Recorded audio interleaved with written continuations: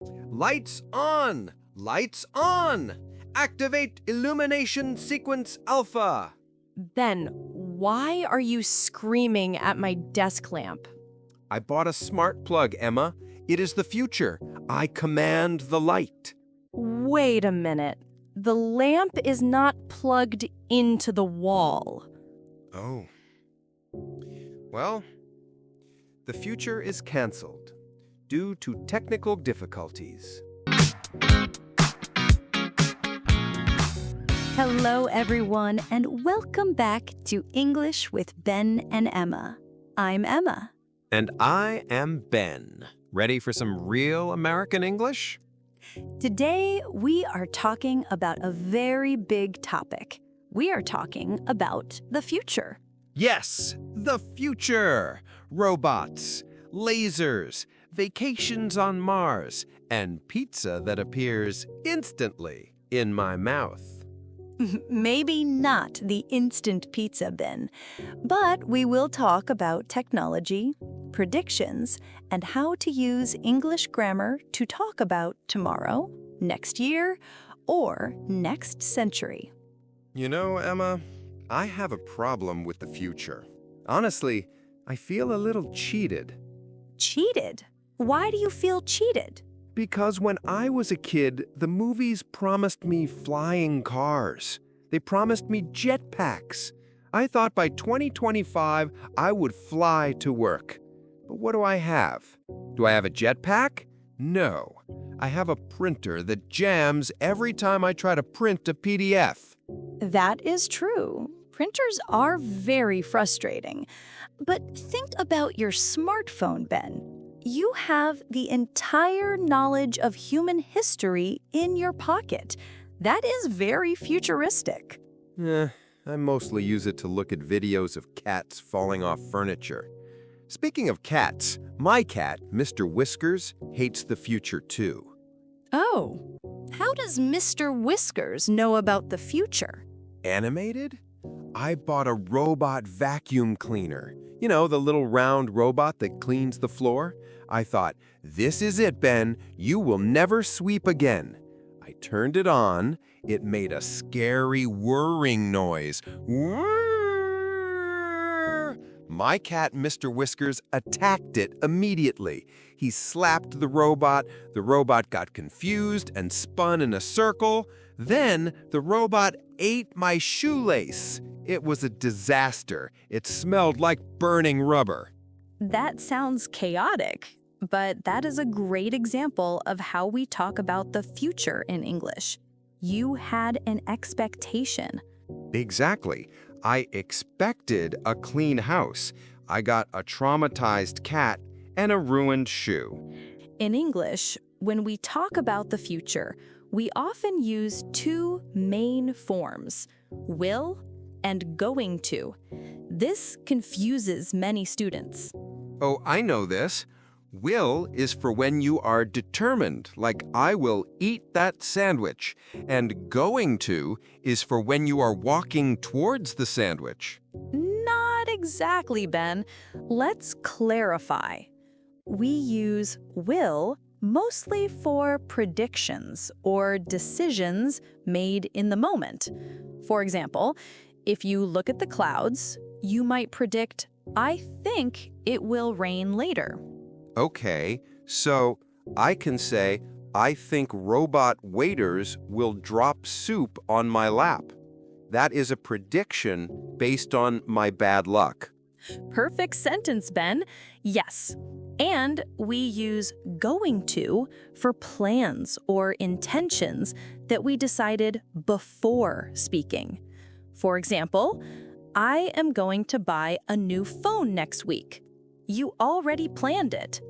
Ah, so if I say, I am going to invent a flying car, that means I actually have a plan?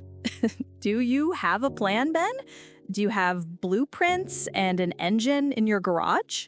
I have a drawing on a napkin and a lot of enthusiasm. Then maybe stick with, I hope I will invent a flying car. It sounds like a dream, not a plan. Okay, dream big. But Emma, the future isn't just about grammar. It's about how our lives change. I read an article yesterday that said in 20 years, nobody will drive cars. The cars will drive themselves. Self-driving cars is a big topic. Many people are excited about it, but many people are also nervous. Count me in the nervous group. I don't trust my computer to open a Word document without crashing. Why would I trust a computer to drive me on the highway at 70 miles per hour? What if it gets a virus? What if the car decides it wants to go to the beach instead of my office? I think the technology will be much more advanced than your laptop, Ben. But you raise a good point about trust. When we talk about the future, we often use words like optimistic and pessimistic. Oh, I know these. Optimistic is when you see the glass as half full. Pessimistic is when you think someone spit in your water. That is a very vivid way to describe it. Yes, to be optimistic means to be hopeful and confident about the future. To be pessimistic means to expect the worst. Reflective. I am usually optimistic. I think, hey, maybe tomorrow they will invent calorie-free donuts. That is optimism, right? That is wishful thinking, Ben. But let's look at some specific areas of the future. We have transportation, communication, and work. Which one are you most curious about? Excited.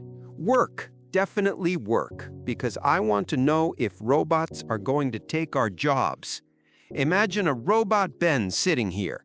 Hello, I am Robo Ben. I like oil and batteries. He might have better grammar than you, Ben, but let's dive into that. Let's talk about the future of work and artificial intelligence in the next segment. Imagine it, Emma. The year is 2050. I wake up at noon. My robot butler, Jeeves 3000, brings me coffee in bed. I don't have to go to work because the robots do everything. I just sit on the couch and watch hologram TV. That is the dream. That sounds less like the future and more like you were just being lazy, Ben. If robots do everything, how will you earn money to pay for Jeeves 3000? That is a detail I have not worked out yet. But seriously, everyone is talking about AI, artificial intelligence. It is scary, Emma. I read that AI can write poetry, paint pictures, and even write scripts. Are we going to be replaced? Is English with Ben and Emma going to become English with bot and algorithm? I don't think so, Ben. AI is a tool. It is meant to help us, not replace us. We call this automation. Automation? That sounds like a heavy metal band. Ladies and gentlemen, please welcome automation. No, Ben. Automation is when we use technology to perform a task without human assistance. Usually, we automate boring, repetitive tasks. For example, a factory uses automation to put caps on toothpaste tubes. Oh, I try to use automation in my apartment. Really? How do you automate your apartment? I hate washing dishes, so I bought paper plates. I use them, and then I throw them away. Boom! Dishwashing automated. Ben, that is not automation. That is just being wasteful. Automation usually involves software or machines. But let's look at the grammar here. When we imagine these future scenarios, we often use the future continuous tense. Oh, no. Grammar tense names always sound so complicated. Future continuous. Is that like when a movie never ends? No, we use the future continuous to talk about an action that will be in progress at a specific time in the future. The structure is will plus be plus verb ing. will be verbing. Okay, can you give me an example? Sure. Right now, we are recording. Imagine tomorrow, at this exact same time. I can say, this time tomorrow, we will be recording another episode. I get it. So I can say, in 20 years, I will be relaxing on my private island. Exactly. You are imagining yourself in the middle of that action. It paints a picture in the listener's mind. Let me try another one. In the future, my fridge will be ordering milk for me automatically. That is a perfect example, and it connects back to automation. We call that the Internet of Things. Smart devices talking to each other. I don't know if I want my fridge talking to my toaster. What if they gossip about me? Hey, toaster, did you see how much cheese Ben ate last night? Disgusting. I don't think appliances gossip, Ben. But this brings up a common fear. People worry about becoming obsolete. Obsolete. That is a great word. It sounds like a dinosaur name. The Obsoletosaurus. Close. Obsolete means no longer produced or used, out of date. For example, VHS tapes are obsolete. Typewriters are mostly obsolete. People worry their skills will become obsolete because of AI. I worry about that. I tried to use an AI chatbot yesterday to help me write an email to my boss. I wanted to ask for a day off. Oh? How did that go? Did it save you time? It was a disaster. I told the AI, write a polite email asking for Friday off.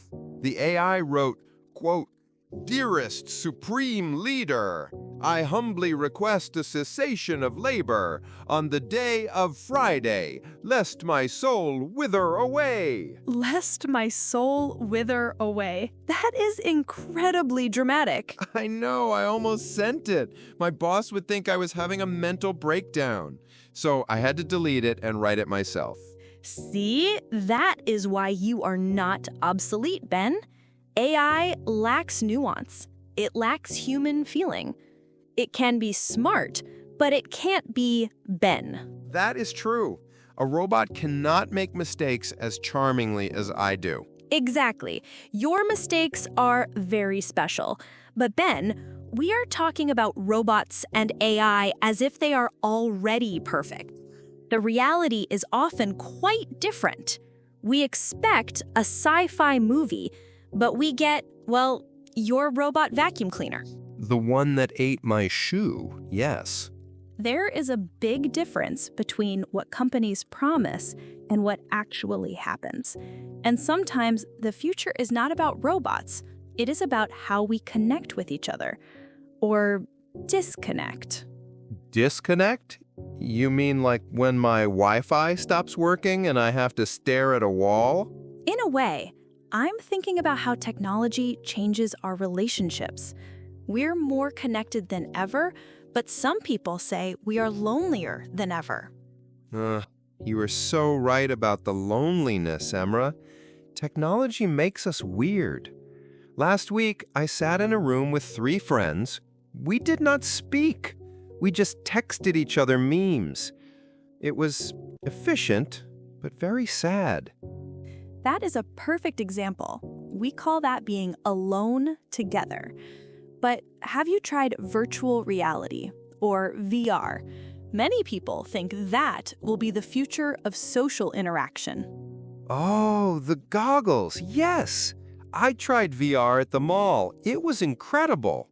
I put the headset on, and suddenly I was standing on the edge of a volcano. That sounds amazing. It felt real? Too real. I looked down, I saw the lava, and I got vertigo. My brain thought I was falling. I screamed, "Save me!" and I grabbed the person next to me. Oh no. Who was it?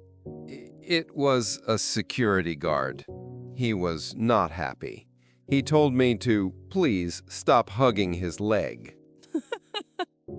That is very embarrassing, Ben. But it shows how immersive the technology is. Immersive means it surrounds you completely. It feels like you're inside the environment. Exactly. It was immersive. But imagine the future, Emma. We won't need to travel. If I want to see the Eiffel Tower, I just put on my goggles. Zap! Bonjour, Paris! No airplanes, no jet lag, no crying babies in the seat behind me.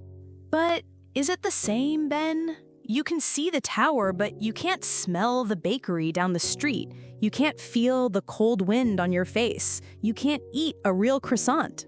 I will eat a croissant in my kitchen while looking at the digital tower. Problem solved. It's cheaper. I don't know. I think I prefer the real experience. This brings us to a very important question for our listeners. What is the question? We want to know what you think. Would you prefer to travel everywhere instantly using virtual reality? Or do you prefer the physical experience of real travel, even if it is expensive and tiring? Let us know in the comments below. I bet they pick VR. Free travel? Come on. But Emma, talking about completing actions, we need to talk about the future perfect tense. This is the one that gives me a headache. Don't worry, it is logical. We use the future perfect to say that an action will be finished before a specific time in the future. The structure is will plus have plus past participle. Will have done. Okay, give me a situation. Okay, imagine it is 8 p.m. tonight. You are eating dinner. But imagine it is 9 p.m. You are finished. So you can say, by 9 p.m., I will have eaten my dinner. Ooh, it's like looking back from the future. Okay, how about this? By the time I am 50 years old, I will have become a billionaire. That is a very ambitious goal, Ben. You have a lot of work to do. But grammatically, that is correct. You are projecting yourself to age 50 and looking back at the completed action of becoming rich. Yes, and here's another one. By the year 2030, robots will have taken over the world. That is a scary prediction, but grammatically correct. However, Ben, there is a conflict here. You want technology to do everything. Travel for you, clean for you, work for you, but you also crave real connection. You can't have both. Why not? I want to have my cake and eat it too. Or rather, I want a robot to bake my cake and then I eat it. Because if we rely too much on technology, we lose our autonomy. Autonomy means the right or condition of self-government, independence. If your GPS breaks, can you read a map? A map? Like a paper map? No way! If my GPS breaks, I just live in that spot forever. That is my new home. I am helpless without the blue dot. That is exactly my point. We're becoming dependent. In the future, I worry that we will lose basic skills, like handwriting or doing math in our heads. Math is for calculators, Emma. Why should I use my brain power for $25 plus $15 when my phone knows the answer? I need my brain space for important things. Like what? What is occupying your brain space? Seriously, memorizing the lyrics to 80s pop songs and wondering if aliens are watching us. Priorities, Ben, priorities. But let's look at the environment. That is a huge part of the future conversation. Green energy, solar power, electric cars. Oh, I love the idea of electric cars. They're so quiet, silent. You have to be careful, though. I almost got hit by an electric scooter yesterday.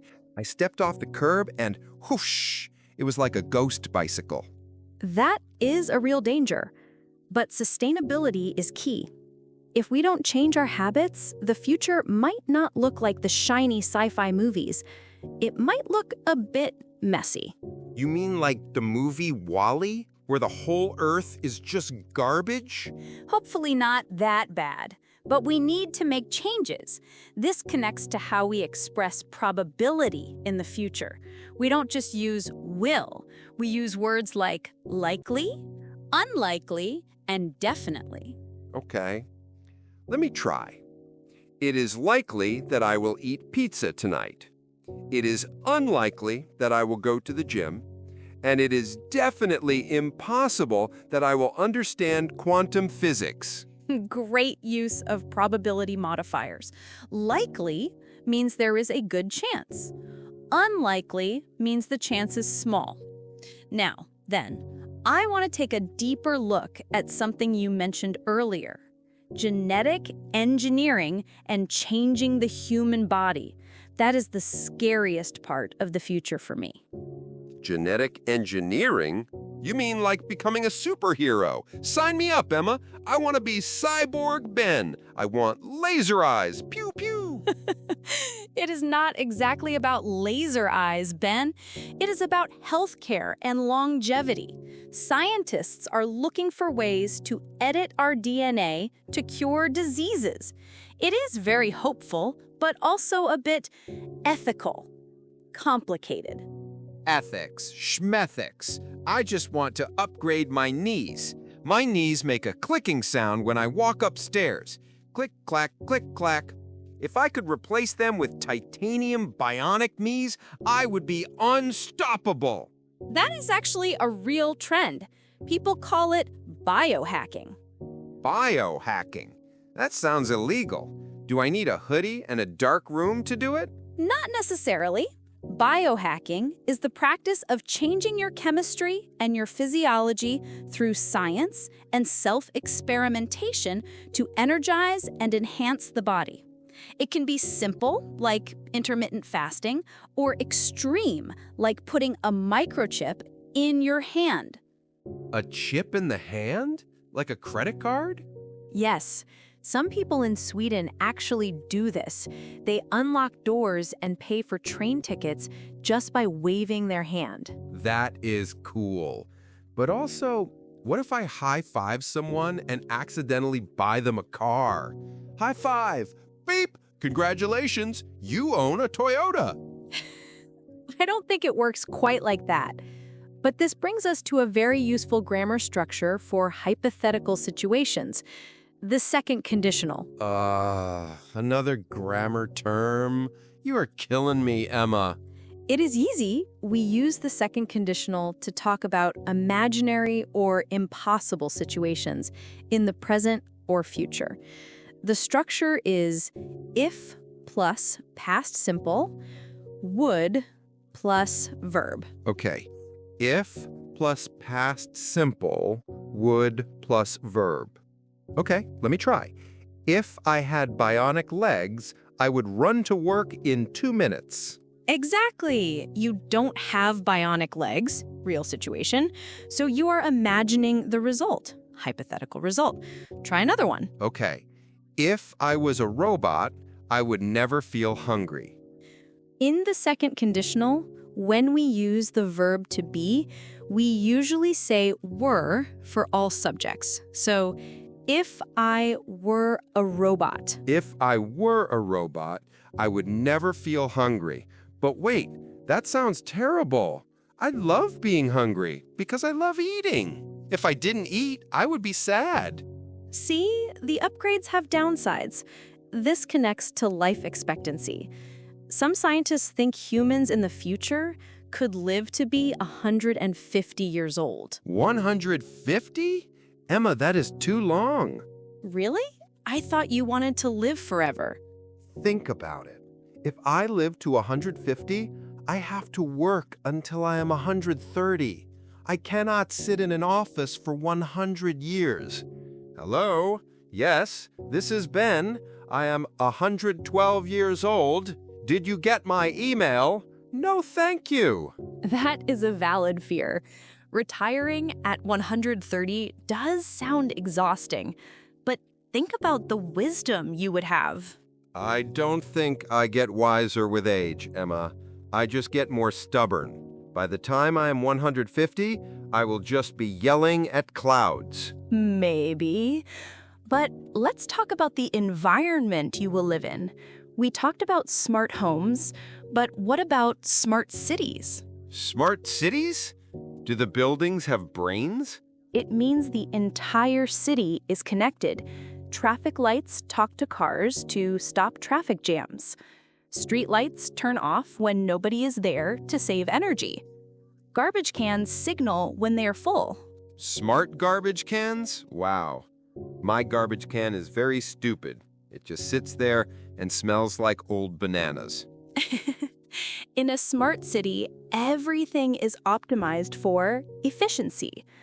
That is a key word for the future: efficiency.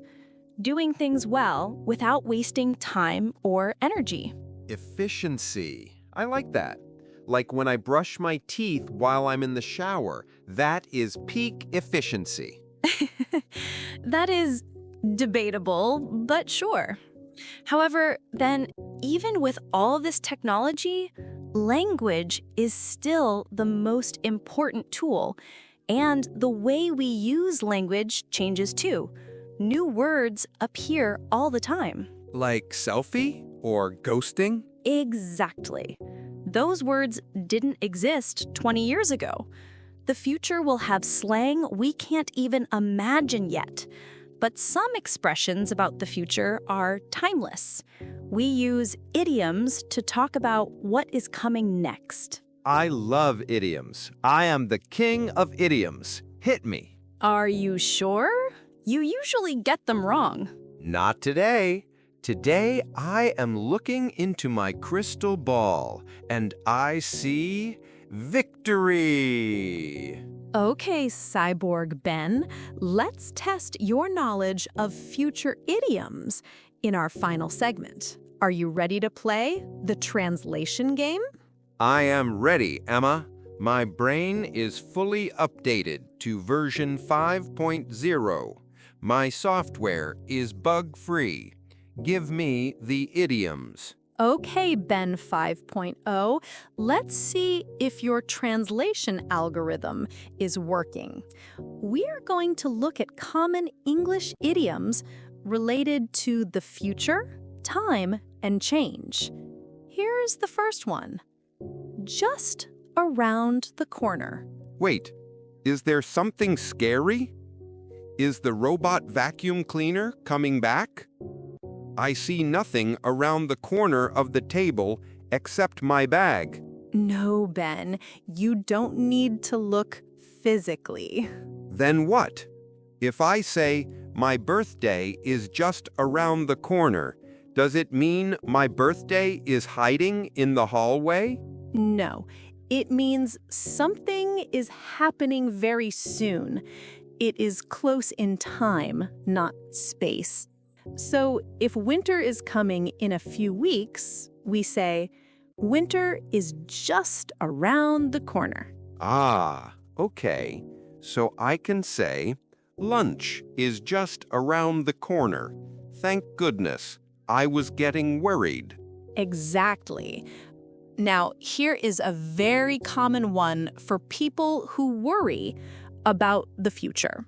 We will cross that bridge when we come to it.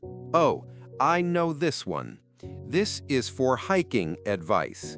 It means, don't swim across the river, Ben. Wait for the infrastructure. It is about safety. Not quite. It is not about hiking. It means we should not worry about a problem until it actually happens. Don't stress about future problems now. Oh, I like that philosophy. So, if I worry about running out of money in 2050, I should just say, I will cross that bridge when I come to it. Exactly. Deal with the problem later. Here's a context check. Can you use this phrase if you are procrastinating on your homework?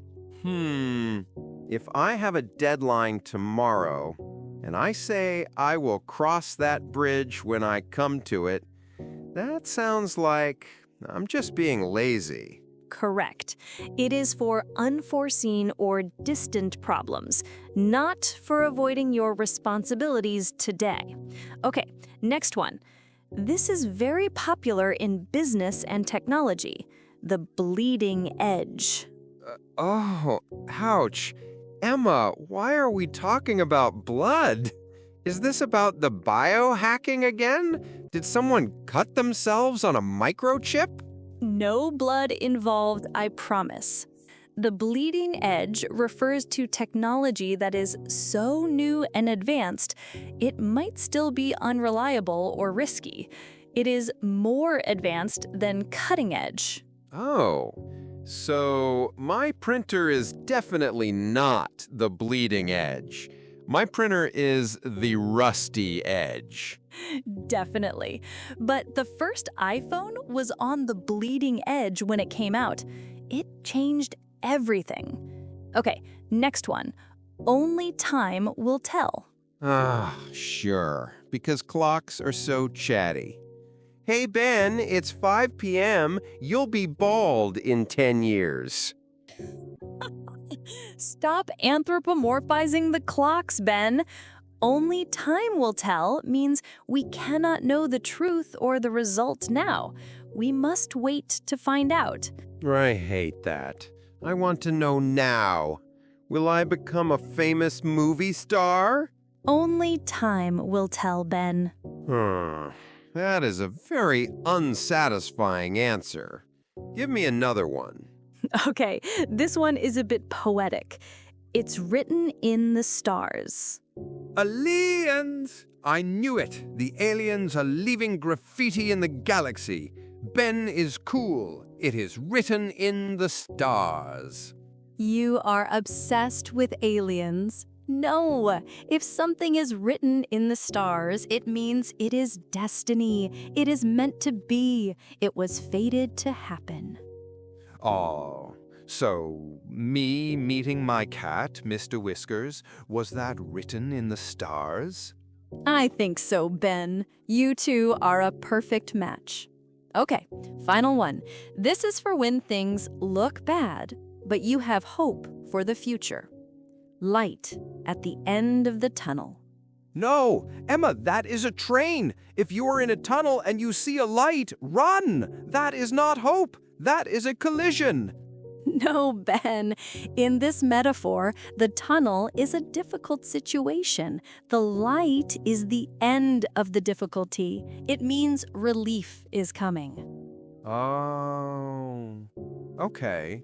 So if I am doing a really hard workout and I have 1 minute left, I can see the light at the end of the tunnel. Yes. Or if you have a long week at work, Friday evening is the light at the end of the tunnel. I see the light right now. The end of the episode is near, which means snack time. You are always motivated by food. Well, you did... Okay, you got 0 correct initially, but you learned quickly. That is what matters. Well, we have traveled through time, dodged robot vacuum cleaners, and explored the bleeding edge of technology. We covered a lot of ground today. I feel like I just ran a marathon in a VR headset. My brain is buffering, loading. Let's do a quick reboot and recap what we learned. First, we tackled the grammar of the future. Remember the difference between will and going to. Will is for predictions or instant decisions. I will have a nap. And going to is for plans you already made. I am going to buy a new toaster tomorrow. Exactly. Then we looked at the future continuous, I will be sleeping, for actions in progress, and the future perfect, I will have slept, for actions that will be finished by a specific time. Looking back from the future? It's like time travel for grammar nerds. We also learned some great vocabulary. We talked about being optimistic versus pessimistic. We discussed automation, becoming obsolete, and biohacking. And don't forget efficiency. And the idioms. If you are worried about the future, remember, cross that bridge when you come to it. Encouraging. And if things are tough, Look for the light at the end of the tunnel. The future is big and unknown, but language gives us the tools to navigate it. Whether you are excited about flying cars or just want a quiet life with your cat, being able to express your hopes and fears is powerful. You know, Emma, I think I am more optimistic now. Sure, my robot vacuum is a menace and AI writes bad poetry, but the future is what we make of it. It is written in the stars. Impressed. Look at you using the idiom correctly. I am very proud. I told you, version 5.0 is online. Warm to audience. Thank you all for joining us on this journey to the future. If you enjoyed this episode, please hit that like button. It really helps our algorithm. Excited. And subscribe so you don't miss our next episode. It's just around the corner. Friendly. Leave us a comment below with your predictions for the year 2050. We love reading them. I'm Emma. And I am Ben. See you in the future, everyone. Lights out! The smart plug is still broken. I'll just use the switch. Bye!